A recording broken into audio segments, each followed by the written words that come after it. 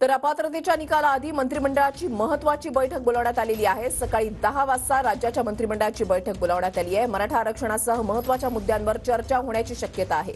अक्षय मणकणी आमचे प्रतिनिधी आमच्या सोबत आहेत। अधिक तपशील जाणून घेणार आहोत। अक्षय, आपण पाहतोय की आजचा दिवस हा महानिकालाचा आहे, अत्यंत महत्त्वाचा आहे आणि त्यात सकाळी 10 वाजता ही राज्य मंत्रिमंडळाची बैठक बोलावण्यात आली आहे।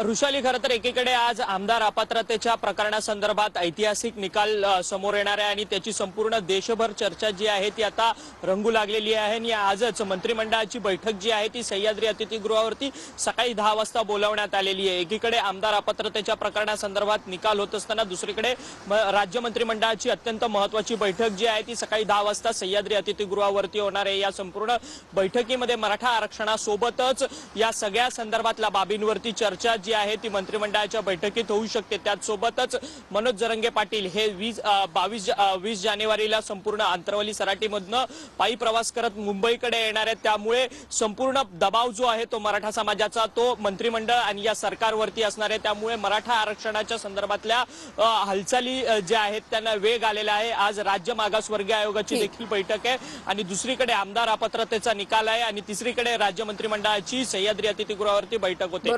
त्यामुळे आजच्या या सह्याद्री अतिथीगृहाच्या मंत्रिमंडळाच्या बैठकीत महत्त्वाचे कोणते निर्णय घेतले जातात सरकारकडनं हे देखील पाहणं तितकंच महत्त्वाचं ठरणार आहे। ऋषाली, नक्कीच धन्यवाद अक्षय दिलेल्या सविस्तर माहितीसाठी।